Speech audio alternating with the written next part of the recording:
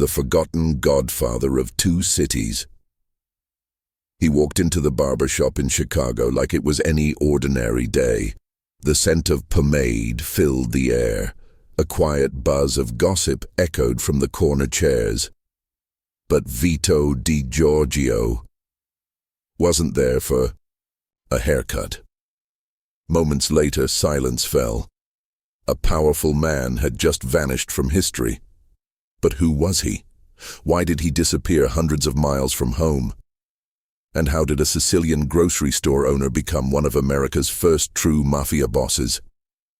This is the story of a man who ruled two cities, who built an empire on silence, threats, and fear, and yet whose name barely survived the century.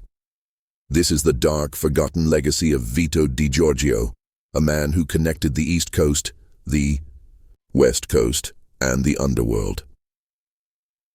From Sicily to the shadows, born on March 19, 1880, in the small Sicilian town of Borghetto, Vito Di Giorgio grew up in the harsh landscape of old-world Italy, where law and loyalty didn't always come from the government. It came from men who didn't wear uniforms. He immigrated to the United States in the early 1900s. Like many Sicilian immigrants, he came searching for opportunity. But the American dream he found wasn't paved with gold. It was soaked in fear and silent agreements. By 1908, he was in New Orleans, where a brutal form of extortion had taken root, the Black Hand. It wasn't an organization, not formally. It was more of a method, a style of threatening letters, often signed with a black handprint, demanding money and sealed with the promise of serious consequences if ignored. Vito didn't just play the game. He took control of it. His rise in New Orleans didn't happen overnight. He started by forging relationships in the Sicilian American community, gaining trust by handling problems no one else dared to touch. He would settle disputes, enforce silence, and offer protection from both outsiders and insiders. In a city where law enforcement struggled to understand the culture, Vito became the unspoken authority. He saw opportunity where others saw danger. The chaos of the immigrant neighborhoods, the mistrust of police, the language barrier, it all created a world where only someone like Vito could thrive. Someone who could speak both the language of Sicily and the language of fear. The rise of a quiet boss, Vito married Maria Cristofaro in April 1909. On paper, he was a grocery store owner, but his store was a front. Behind the fresh produce and friendly smile was a man deeply entangled in organized crime. He wasn't loud. He wasn't flamboyant. But those in New Orleans knew his name. He had money, power, and a growing network. He invested in properties, used his influence to sway public officials, and was careful to never leave a trail. The newspapers of the EIE day barely mentioned him, but within the community, he was a quiet storm. He survived a near-fatal attack in 1916, likely an attempt by rivals to eliminate him. Yet he didn't fade away. He grew stronger. He became the unofficial mafia boss of New Orleans, with fingers in gambling, extortion, and protection rackets. And he wasn't done. His ability to survive attacks and emerge stronger only deepened the myth around him.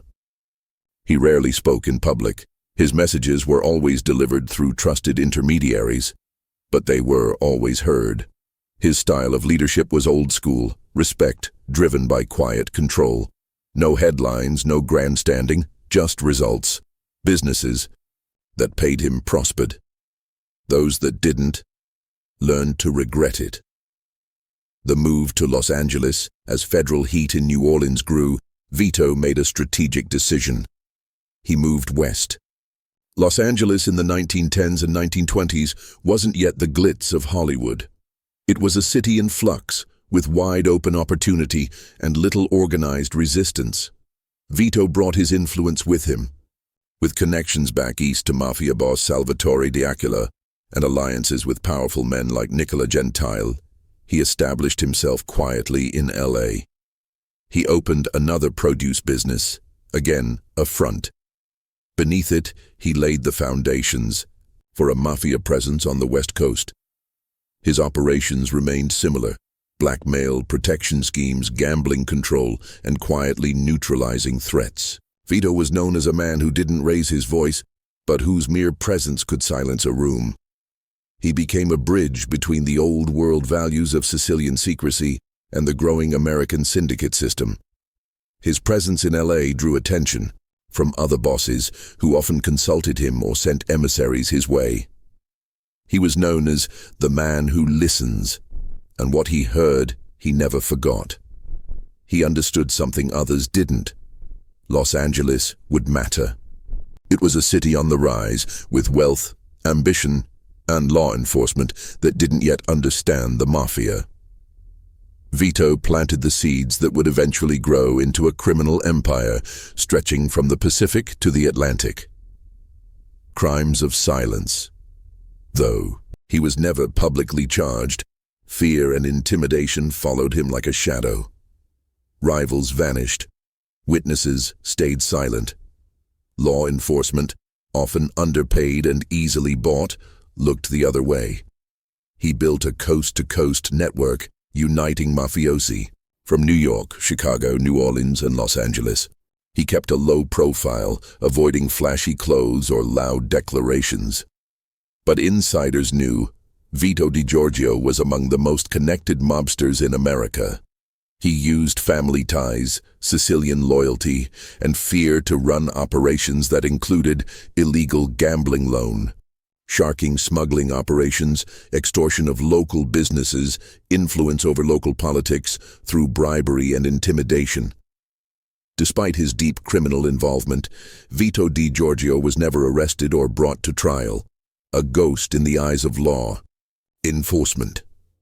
To outsiders, he seemed like just another immigrant shop owner. But for those in the know, he was the one pulling strings, the one whose nod could make or break you.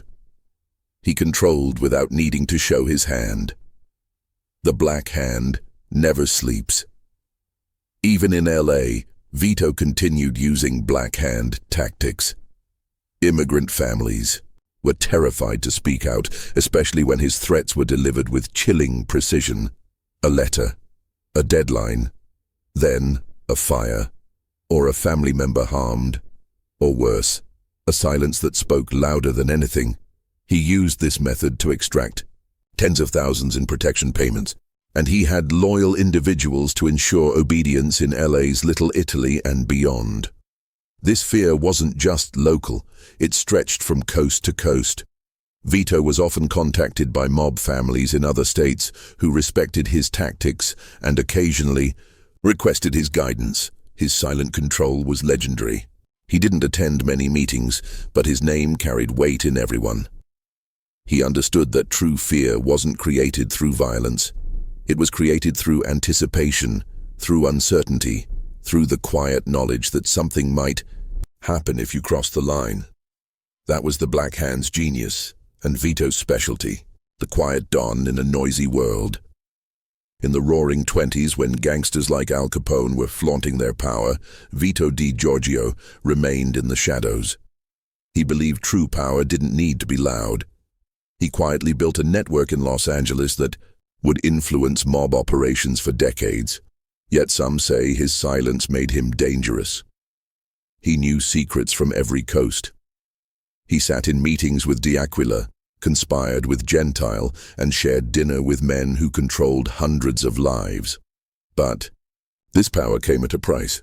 As his reputation grew, so did the number of rivals and those who feared what he might become.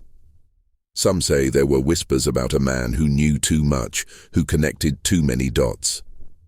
And in the world of organized crime, that was rarely a safe position to be in. He wasn't just a criminal. He was a tactician, a strategist, a silent puppeteer moving pieces from one city to the next, keeping the entire game in motion while remaining unseen. Final meeting in Chicago. In May 1922, Vito Di Giorgio traveled to Chicago. The reason? Unclear. But speculation suggests a mafia summit, or perhaps a brewing conflict with other bosses. He walked into a barbershop. He never walked out. Unidentified individuals entered, and in a moment of cold silence, his reign ended. His associate, Vincenzo Jimmy Camerata, also lost his life. It was a quiet end to a quiet empire. No headlines screamed his name, no courtrooms debated his legacy. His story was buried, whispered only in certain circles. But within those whispers, he was remembered as a giant. His death marked the beginning of a new era. The West Coast underworld would never be the same. Others took his place, but none forgot the foundation Vito had built. A legacy in shadows. Vito Di Giorgio's name didn't become famous like Capone or Luciano, but his impact, tremendous. He was one of the first true mafia bosses in Los Angeles, a key figure in early Black Hand operations in New Orleans, a bridge between Sicilian tradition and American crime structure. His methods influenced generations of mobsters. His silence became a template for survival. His shadow still lingers in mafia history. Even long after his departure, the groundwork he laid in Los Angeles became a foundation for the LA crime families that would follow. Men like Jack Dragna, who built upon Vito's original network. Some say without Vito, the West Coast wouldn't have had the criminal structure it did. His fingerprints are still there, faint but undeniable. The ghost behind the empire. Most people don't know his name. There are no movies about him, no books with his face on the cover. But when the mafia spread from Sicily to America, when it grew from local thuggery to national networks, Vito Di Giorgio was already there. He whispered commands that echoed from coast to coast. He built empires under false names and fruit stands. And when he was finally silenced, the world barely noticed. But now you know. This was the story of Vito Di Giorgio, the silent architect of American organized crime. The case may be closed, but criminology never sleeps. Like and subscribe at Join Criminology and step deeper into the dark with us.